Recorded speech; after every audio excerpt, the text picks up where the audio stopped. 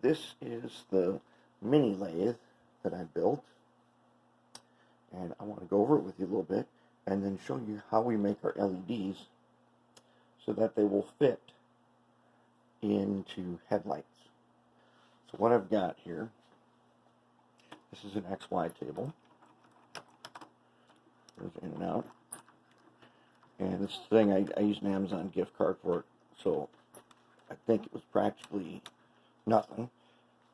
Somewhere, I don't know, around the $25 range. This back here is a bead maker's lathe. And it was, I want to say 16 bucks. So basically what it is, it's a motor with an on-off switch and a housing and a chuck on the end. It has a tailstock, but this tailstock I cannot use yet for mounting another chuck to drill holes. So I'll have to work on building a tailstock. Then I salvaged a tool post from the old lathe, just so I can, it's a tool rest. So I can rest my tools on it, and I can bring it in. Tool says I need it. Okay, then I can move it till it's where I want it. Alright, that means you have to hold the tools. Now, if you remember on Colossus, all those different levels that are held together with screws, what I plan to do is I'm going to make a tool post that goes right here out of different levels of acrylic held together with screws. So it'll look more like a real machinist tool holder, but it'll be made of acrylic. And I'm not doing steel here. I'm doing at most brass, but usually plastic. In this case, we're going to be doing acrylic. So it's very simple. Didn't cost a lot of money, and I want to get into it a little bit here and show you how we're going to do it. This thing is going to evolve. Eventually, there's going to be a 3-jaw chuck here, maybe a 4-jaw, and I can raise this whole thing up so I can have more working room. But what this is, see this all extruded aluminum, and it's what they call a T-track, not N-scale T-track, but this is these pieces are modular, and you can get them in various places, and there's name brands like Rockler, and then there's generic brands, and they allow you to screw and mount things to them so that you can reconfigure your tools. And so I'm going to keep building on this system. Basically, I bolted the XY table to the drill press table. Then I cut a couple pieces of wood to mount the bead maker's lathe roughly level. It's not perfectly level, but it's close enough. It's good enough for what we're doing. And we're going to try making something. Working with the drill press chuck that it came with is, well, it's kind of tricky. That's why I would like the 3-jaw truck, or the 3-jaw chuck. The 3-jaw chuck, yes. All right. So let's see how it works. What I got here is a little 5mm LED, the kind we use to make the Mars light. And if I want it to be a flat top so it doesn't have this big bulbous protruding end on it, I'm going to stick it in the jaw here a little ways. I'm going to start tightening it. I want to get it as nice and that's pretty good right there. And I'm just finger tightening this,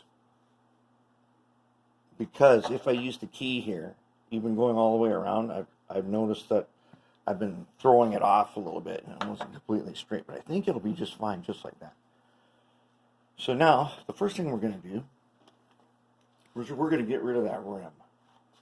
Let's see, what tool we're going to use here for that. I think we're going to use this. It's just a wood carving knife. Okay, I'm going to show you how I'm going to do this. Okay, there's a tiny rim. That's got to go.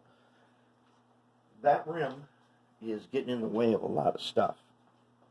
And one thing that's getting in the way of is for me to reverse the LED in this chuck and then fix the end the way I want it. Now, if I get this thing just right, I'll be able to do these faster. Let's just start it. It is variable speed on the power pack. You can turn up the voltage, but I'm just going to go ahead. I'm going to get rid of this guy. Well, that's why I was doing that. Okay, I got to back off. Rest. That way I can get under there.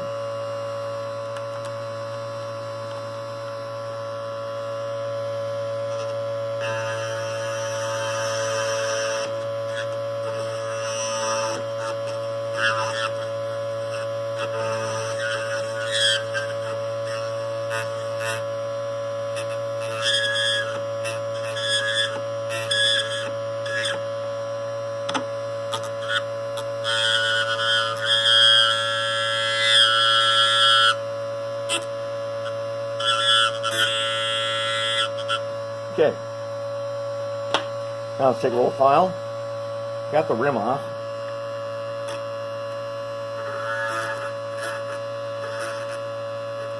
Let's bring her in.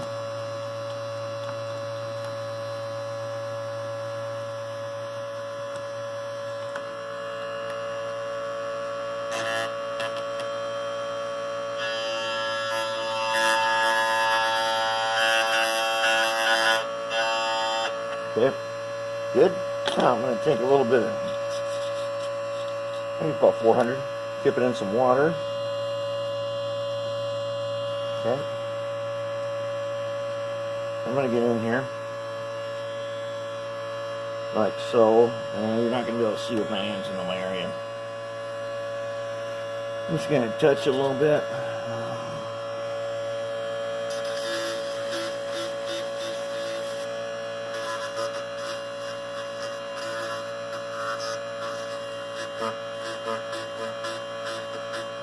Okay, now I'm going to take 1,000.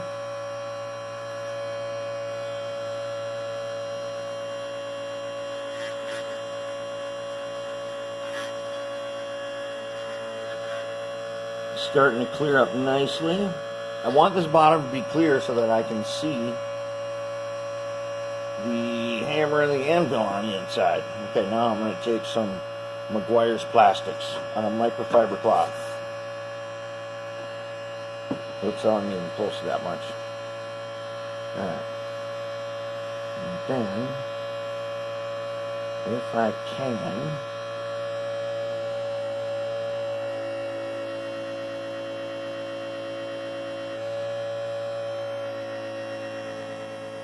that's it. That's good enough for the bottom. So let's take it all a look at. Okay. I can now see my hammer and anvil inside there. It's clear enough. And it's close enough. This don't have to be perfect, because what I'm really after is being able to get the end of this thing.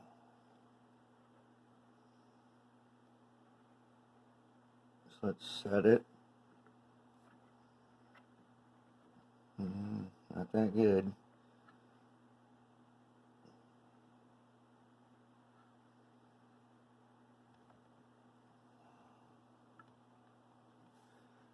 Okay, it ain't perfectly square, but it doesn't really have to be for what we're going to do.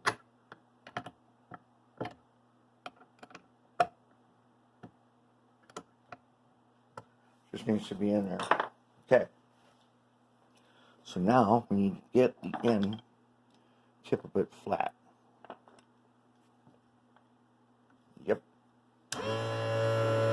Okay, here we go. Now we're going to flatten the tip. Let's see if we can, let's get you up higher. Maybe I can get you to look straight down on this.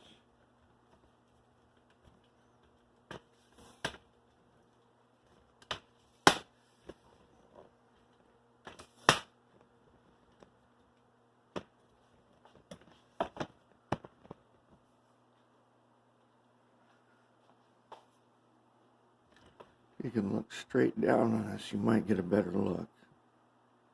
Okay, let's try it again now.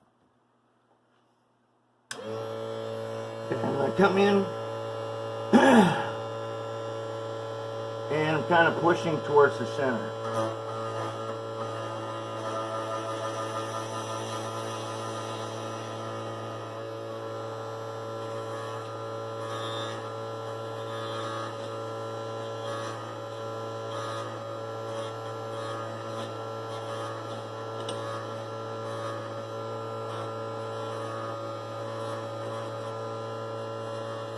Okay, now I got a flat end.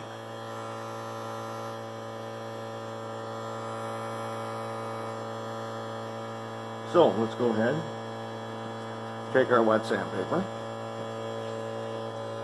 fit that end.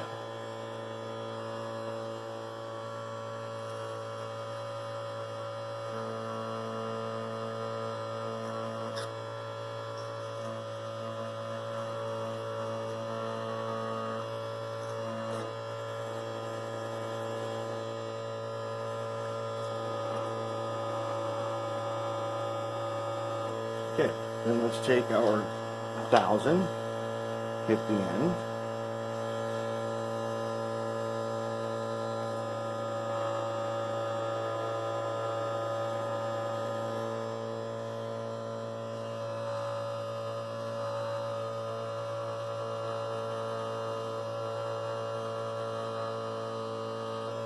And let's go around the outside of it just a little bit with the 1000.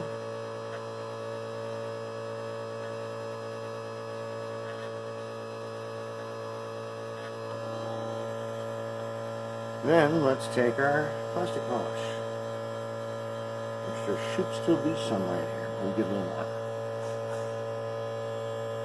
Okay. We can go a step higher too by using a leather shoelace.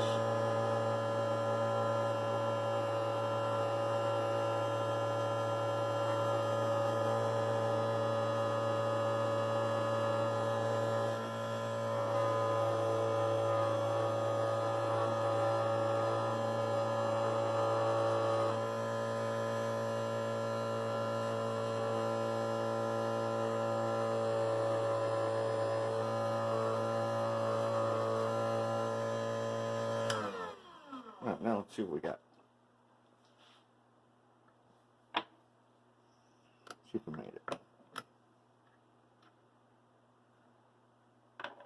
Okay.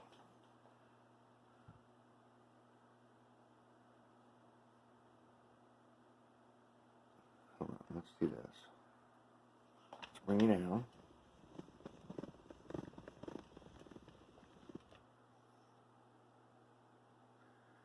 This is what it looks like from the very end.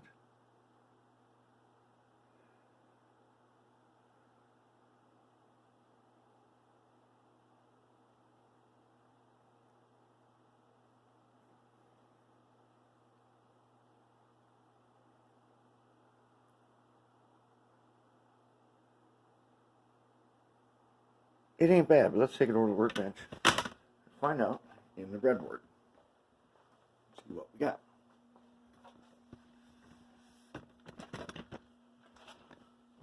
Okay, so here we got the breadboard set up. We're going to plug him in. Okay.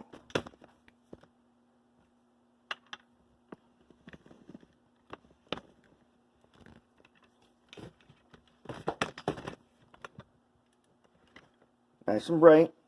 It's only on 3 volts, but very bright. Now from the side, it's not so bright. But from this angle, where you are kind of looking in, you see that? You can look all the way through to the other side. So when we did that on the F7, it gave us an effect of where it looks like there's a light bulb inside this, the acrylic housing. That was kind of the effect we wanted. So when the Mars light effect came on, we ended up with a neat little, looks like there's a light bulb way in there. Now, if we polish some lenses that go on the F7, this is going to be behind it. And if we polish the lenses, you'll be able to see right through them.